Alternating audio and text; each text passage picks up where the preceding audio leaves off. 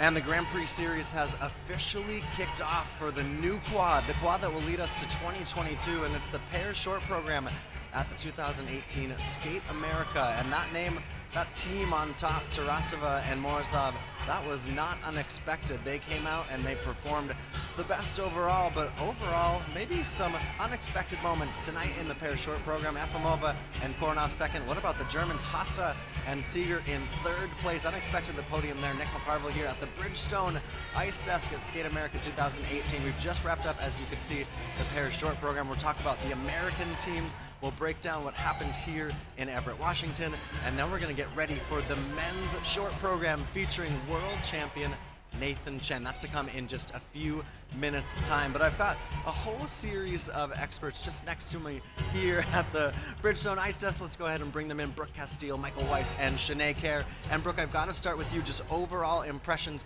maybe not necessarily the most impressive pairs night of skating, but it's the first Grand Prix of the season. People have to work their way into this new quad. Yeah, you can definitely tell it was the first Grand Prix of this season. Everyone's trying to kind of work their kinks out. A lot of small mistakes, nothing huge, but everyone had a little bit of something besides Hase and Seegert, who were really the stars of the show tonight. They really were beautiful, seamless, clean performance. The audience loved them. I was really impressed with their speed, their lines. The way she projected to the audience was just absolutely stunning, and I thought that they really stole the show, and otherwise kind of a little bit of a disappointing event. And frustrations overall tonight, Mike, for the American teams, especially for the Kanirams, but Kane and Leduc, I think we talked about maybe them being on the podium after the short program, but it wasn't necessarily firing on all cylinders for them. Yeah, it was unfortunate to see him miss that side-by-side loop because he'd been hitting it in practice. You could tell he was nervous about it because he was definitely warming it up a little bit more than usual to make sure he did. But overall, I think they've started off the season well. They've won their 2 events so far this year. And I think that confidence and, maybe now being on a little bit bigger stage, maybe is a little bit more difficult, but I think they're training in the way they're prepared. I think that's going to help them in the free skate, and I think they'll be able to pull up onto the podium. Well, again, a night of unexpected skating in a way, but it's the Russians who are in the lead, and let's go ahead and look at Evgenia Tarasova and Vladimir Morozov. And Sinead, overall, they maybe didn't have the perfect night that they wanted either, but they're just such a strong team, 2-time world medalists. Well, this is the thing. I mean, I think they probably saw the competition and didn't feel like they needed to fire it on all cylinders. So I think that whilst they did skate well, it definitely wasn't their best either, but I don't think they needed to do their best out here either. I think they felt good, and we knew that they would. That was the joke on the You tried on that. It's funny, we see what you did skating there. into their twists really fast, and said, I feel good, so good. I was like, yeah, they are so good. Bad jokes. I think it kind of, we talked about how this could almost be a practice for them, and it almost looked too much like that for me. It kind of looked like they were just going through the motions and just kind of, okay, we're going to do our run through. And yeah, it was like a run through. I think this is accurate. Yeah.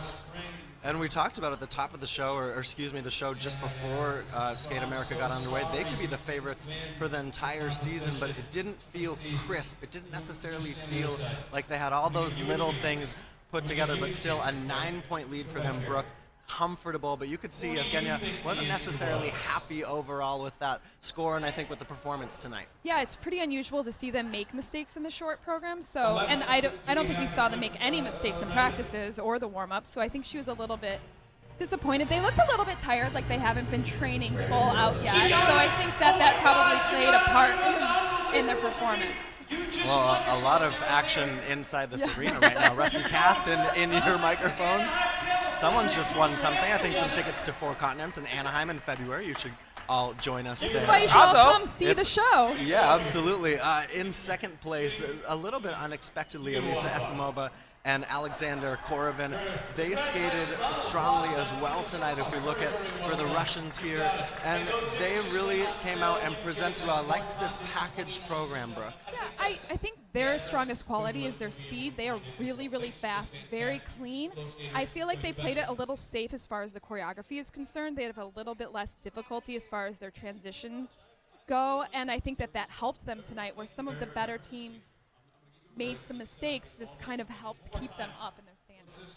And this wasn't a team that we were talking about before Sinead, but overall looked sleek. I liked the costumes there. And here's the throw. She stood up well there to save that. I think, as Brooke said, this team actually looked so fast to see them live. I'm not sure if you can even get a grasp of that on television, but they actually came out and they seemed to fly around the ring. So I think a good young up-and-coming team. Again, they didn't go clean, but I thought that some of their movements were interesting. I thought their transitions could have been more difficult. But yeah, one to watch for the future, I think. And this is also, this is just the second Grand Prix for them in their careers. And this is a time, too, after the Olympics, you guys, when we're thinking, okay, who are the teams that we need to watch out for? It's just the first Grand Prix, but we're setting up really for the next 4 years and what's to come in figure skating overall. Yep. Okay, so if we go ahead and look at our highlights for our third place team, and more surprises there for the Germans, Minerva Fabian Hase and Nolan Seegert. They came out and really, this was kind of the performance of the night, Brooke. It really felt like they were in the first group. They ended it, but they ended it so strongly. They skated so well. I thought they were the only team that showed the whole package as a pair team tonight. They showed that they technically could skate a very clean program. They had a great connection with each other and the audience. And they looked really well trained for this early in the season. And they're the only ones really that looked that way. Yeah, it's like, with this program, they made a statement. They said something, and they didn't give up on each other. Okay, I'm stopping now. No, please do not abandon the dad jokes this early. We need them. This was my favorite performance mainly because they had a program. I like that song. I like the performance. The audience got into it, but they were clean and they were excited and they had energy that some of the other pair teams just didn't have tonight. Yeah, no, I think for them, really for me, it felt like that was their moment, and they don't necessarily have the scores of, say, of Tarasova and Morozov. But, Brooke, as we turn the corner, free skate for the pairs tomorrow, what do we have to watch out for, and especially for Kane, Leduc, and for the Kanirams? They're just disappointing night, especially for the Kanirams, but they're going to look now to climb onto the podium for the free skate. Well, I think what's really important is even though they're in fourth and fifth, their scores are very tight with second and third, and there's a lot of elements in the free skate where you could easily catch up. And I think that they're definitely capable of doing that. So I think we should look for. They don't have to be perfect in the free skate, but just kind of try to get every point you can to make the podium. And with Kane and Leduc, they've done 2 competitions already where they have done a long program, so they're going to be a little bit more trained probably than the other teams here. And you need that more in a long than you do in a short. Yeah, you certainly do. So we're going to see that tomorrow afternoon. That is the pairs free skate. The men's short program, it's next. Let's find out who are the best men in the world right here at Skate America.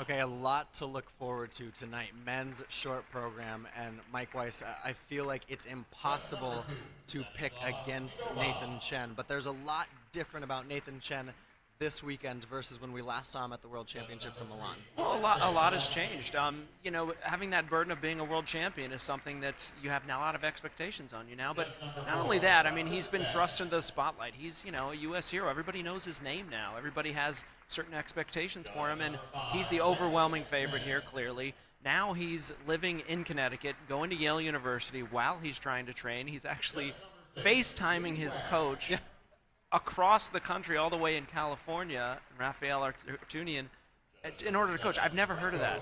You're like, okay, watch, here's my triple flip. Boom, you turn, you face it, you set it on the camera, and they're coaching back and forth across the country, which is a unique situation. But whatever he's doing, it's working. Because he came out here yesterday and had a practice that was just as good as I'd seen him even practice at Worlds or the Olympics. He's in shape and ready. I mean, it really was glorious, that practice. And Shanae, maybe, just maybe the setup for Nathan, the changes going to college, I mean, it's a lot on his plate, right? But perhaps it's just the right change of pace at the right time in his life. Well, yeah, I mean, sometimes you need a different outlook on life as well, and maybe training is feeling a little stale, or, you know, that again, like we've talked about, you've got that whole 4-year cycle you have to think about for Olympics. Now, 4 years seems like a long time, especially when you're on top at the moment. So for him, he's maybe trying to balance things out. He's trying to find his way still. And from what we've seen at the practice sessions so far at this competition, he's doing everything right, because it's not just his jumps that are there, but he's maturing as a skater as well. I mean, his short program is so difficult. Incredible. Yeah. The transitions, the choreography, the interpretation of the music. I mean, he's really coming up trumps with all of the components, and that's something that's improved a lot in this last year. Yeah, that program to Korovin, it's choreographed by Shailene Bourne, is I feel like the music has brought out of him another level of character there. And we talked about years ago how Nathan Chen was, you know, doing all these quads, but his component marks just aren't there yet. He's not a performer, and you know, we always said he's building a foundation. He's learning the jumps first, then he's going to start to put all the icing on the cake to make a perfect performance, and that's exactly what he did last year with the short program. And with this short program, to me, he's taken it even to another level artistically. And if you combine that with quadruple jumps and a packaged performance, it's almost unstoppable. Yeah, so Nathan Chen, of course, headlines things here this weekend in Everett, Washington. A skater that really will be chasing him, I think, for the next few years is Vincent Zhou. But Vincent's actually, Brooke, had a back injury since before Worlds, and that's hampered his training this summer, and he's had some frustrating practices here in Everett. Yeah, he has, and it's so hard to navigate through a season when you're dealing with such a intense injury, especially when you lose your entire off season because of it. And he just looks like he's trying to find his feet, trying to figure out how to put everything together in a very short amount of time. And when you're trying to do all these quads and keep up with someone like Nathan, that is so hard to do.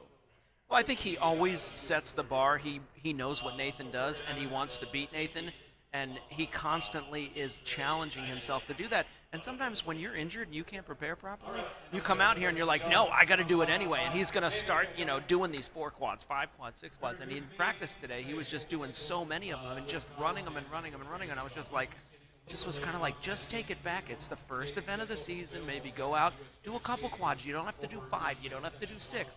Just get this one under your belt and build as the season goes, because he wants to beat Nathan at Nationals. That's what he should really want to do, and this should just be a stepping stone to get there. Well, there's a lot of familiar names in this field, including Nam Nguyen, Sergei Voronov, Mateo Rizzo, and Roman Ponsar. There's Alexei Bachenko. There's a lot of familiar guys. We kind of talk about the American men perhaps as 1 and 2, but Mike, is there a third place guy, or is there someone else in this field that you're really watching out for? My pick is Nam Nguyen.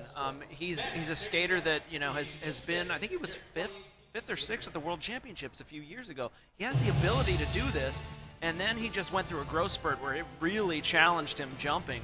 And he just really struggled throughout the last couple seasons. But I'm watching him in practice now, and he seems to be over his feet again, and he's starting to do things well. Quad sow, triple toe was really nice. I see him getting on the podium. Yeah, here, he's and maybe grown a lot, possibly right. surprising a few people. Yeah. He's Okay. grown, but he looks good. Really quick, do you have a surprise for tonight? Who do you think might come out other than Nathan? We'll know Nathan will be strong. I don't have a surprise. I agree with Mike. I actually could not stop watching him on practice. Okay. Sam Nguyen, so I think that he is the one that will be third.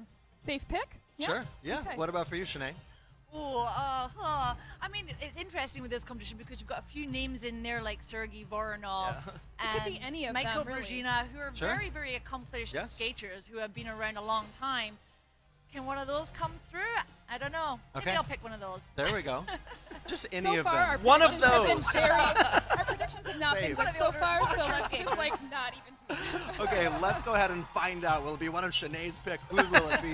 Tonight it's the men's short program. You can go to the NBC Sports Gold app, get the figure skating pass. That's where this figure skating is tonight. We'll be right back here with you on Bridgestone Ice Desk at Skate America. But it's time for the men's short featuring world champ Nathan Chen.